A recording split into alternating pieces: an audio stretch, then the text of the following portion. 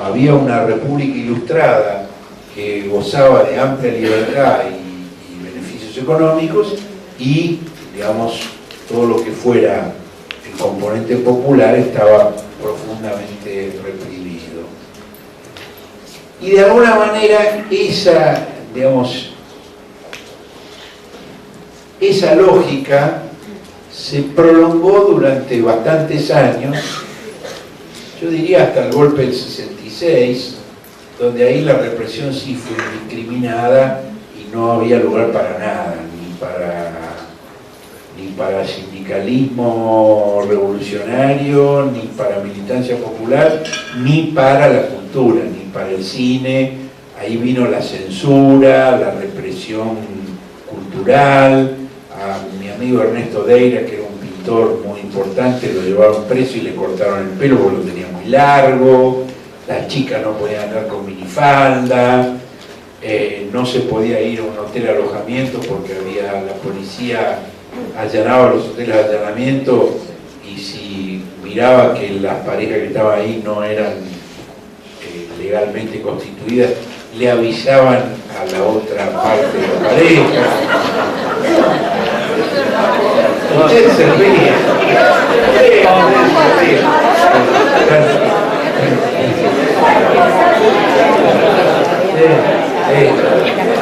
Se lo están imaginando, ¿no? Ya me doy cuenta. Se lo están imaginando. Era así, era real. Se prohibió, por ejemplo, una ópera, la ópera Bomarzo. Hay un libro muy interesante escrito sobre la prohibición de Bomarzo, de Esteban Buch, que es un musicólogo, un historiador de la música, con un enfoque político muy, muy interesante. Y eso que Mujica Lainez era políticamente absolutamente inofensivo, y Ginastera, el músico, adhería al gobierno de Onganía, era un nacionalista de derecha que adhería al gobierno de Onganía, y sin embargo lo prohibieron también. Entonces ahí hay otro momento de fractura, ¿no? Bueno, Rodolfo queda en vinculación con los cubanos. Él viaja alguna vez a Cuba, en una época en la que no se podía ir, no había vuelos directos, había que dar una vuelta muy larga, había que ir o a Praga o a Madrid y después o a Escocia. Había que dar unas vueltas muy largas para poder ir a Cuba. Y en uno de esos viajes él hace escala en Madrid. Y ya que estaba en Madrid decide ir a conocer a Perón. Tenía mucha curiosidad por conocer a Perón. Esto fue a fines del año 77 o primeros días del año 67 o primeros días del año 68. Y allí, cuando él va a ver a Perón, también está de visita Raimundo Ongaro. Ustedes saben quién es Raimundo Ongaro. Y Perón los presenta. Uno entra, el otro sale, en la antesala Perón los presenta. Y Perón le dice a Ongaro: aproveche que ha conocido a este hombre, todos los peronistas estamos en deuda con él. Ongaro está de acuerdo con eso. Cuando vuelven a la Argentina lo llama Ongaro a Walsh, ahí intercambian formas de contacto, lo llaman y le plantea que van a normalizar la CGT, que estaba inactivada por la dictadura de Onganía. El golpe del 66 había intervenido los sindicatos que se habían revelado en forma activa y desactivado absolutamente a la CGT. Y entonces se hace un congreso normalizador en marzo del 68, en el cual se elige una nueva conducción de la CGT. Ongaro resulta electo secretario general, era un trabajador gráfico, linotipista había sido, y él le pide a Walsh que Walsh dirija un diario, que organice un diario, para transmitir todo el proyecto del sindicalismo de liberación que comenzaba con esa normalización de la CGT, que además en el mismo acto de la normalización se divide, porque la presión del gobierno de Onganía sobre los sindicatos más conciliadores, ahí se había desarrollado una línea llamada participacionista. Es decir, Onganía venía con una visión comunitarista, del nacionalismo católico, y hay toda una retórica de la participación, en la cual, digamos, una cantidad de sindicatos con una influencia muy fuerte de ese pensamiento de origen católico, aceptan esa propuesta del gobierno de Onganía y plantean, digamos, lo que se llamó el sindicalismo de participación, que estaba también muy influido por los Estados Unidos a través de los sindicatos norteamericanos, de la American Federation of Labor, la AFL, que ofrecía cursos de capacitación, viajes, y de alguna manera trataba de controlar los sindicatos, pues los sindicatos habían sido muy importantes en la resistencia contra la dictadura de Aramburu, contra el gobierno semi-legal de Frondizi, y entonces contra el gobierno de Ilia.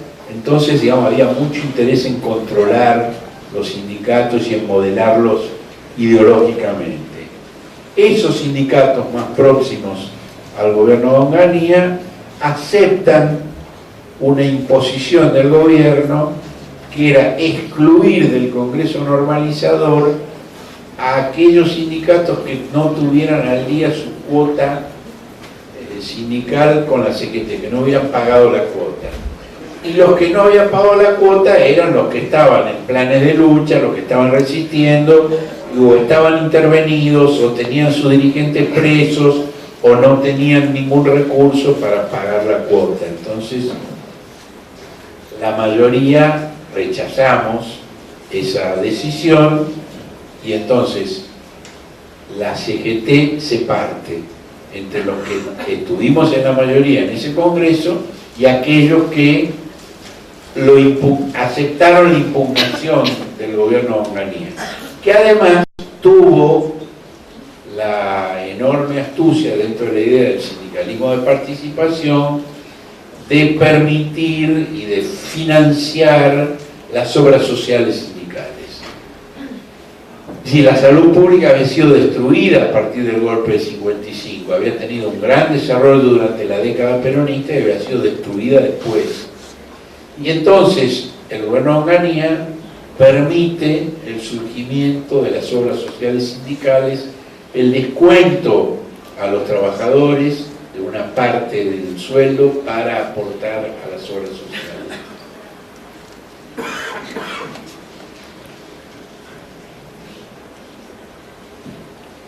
Y esto se convierte en el motor y en la base económica del poder de los sindicatos. Es muy importante. Bueno, ahí, digamos, la idea del sindicalismo de liberación todavía no terminé. Yo dije que hagan preguntas, pero yo me reservo el derecho a contestar con el grado de detalle que crea conveniencia. Paciencia, compañero. Ahí, digamos, lo que se plantea de la Secretaría de los Argentinos es sindicalismo de liberación. Hay una consigna que Ongaro dice en un discurso y después repetimos en el diario, y decía, Ongaro decía, más vale honra sin sindicatos que sindicatos sin honra, porque inmediatamente empiezan a perseguirnos, a intervenir los sindicatos, a retasear los fondos, y en cambio fomentan el otro sindicalismo. Y la consigna, digamos, de la Secretaría de los Argentinos, la participa Rodolfo, participo yo y muchos otros compañeros, es organizarse desde abajo y resistir combatiendo. Organizarse combatiendo, resistir desde la base y organizarse combatiendo. Y esa es una consigna muy importante y de alguna manera, digamos, esa rebelión iniciada por la Secretaría de los Argentinos, donde confluyen sectores que históricamente habían estado enfrentados en la Argentina. Ese es un experimento muy interesante. Lo había intentado William Cook en su agrupación revolucionaria peronista, pero no había sido un fenómeno de masas, había sido un fenómeno de cuadros. En cambio, en la Secretaría de los Argentinos esto se convierte en un fenómeno masivo. Ahí hay peronistas, digamos, de distintas tendencias del peronismo, que siempre tuvo líneas internas diferenciadas, marxistas también de distintas confesiones, católicos. Pensemos que estamos, digamos, en el momento del post-concilio Vaticano II, estamos en el momento del deshielo en la Unión Soviética después de la muerte de Stalin. Es decir, las dos grandes iglesias comienzan el deshielo, socialistas e incluso hasta algunos radicales que habían participado en el gobierno de Ilia, que había sido derrocado. Entonces, todas esas líneas confluyen en la Secretaría de los Argentinos y tienen un desarrollo muy grande en los años posteriores y en todas las luchas populares que se expresan en el Cordobazo del 69, en el surgimiento de las organizaciones armadas, tanto marxistas como peronistas, como católicas, en el regreso de Perón en el 72, y que, digamos, todo ese proceso entra en crisis a partir del 73 con Ezeiza y todo lo que viene después. Pero en ese momento hay una gran intensidad de reflexión y de práctica y de acción, de fusión de todas esas líneas, de todas esas experiencias, y la idea del surgimiento de una nueva identidad, una identidad revolucionaria en la que se funden todas esas líneas y tendencias preexistentes. Y ahí, bueno, en ese periódico, la verdad es que para mí es un motivo de orgullo ver que ese periódico hasta el día de hoy se estudia en las escuelas de periodismo, que se muestra como un ejemplo, digamos, de periodismo comprometido con la realidad política del momento y al mismo tiempo de calidad profesional. Porque hubo muchos pasquines políticos, yo trabajé en muchos pasquines políticos, y hubo muchos medios comerciales, yo trabajé en muchos medios comerciales, pero eran dos paralelas que no se tocaban nunca.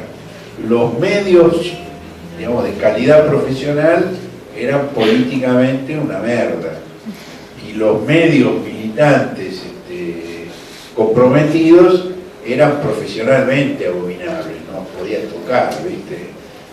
Ni de diseño, ni de redacción, ni de titulaje. Y ese diario fue de alguna manera para un grupo de periodistas profesionales que convocamos, y Rodolfo lo convocó a García Luque y me convocó a mí cuando volvió de ese encuentro con Ongaro, y nos pidió, digamos, que participáramos. Y después yo armé la redacción y él convocó también a otros periodistas y armamos una redacción de periodistas profesionales de muy buena calidad. Y por eso el diario es un diario bien diseñado, bien escrito, bien titulado, que marcó, digamos, un antes y después del periodismo político en la Argentina.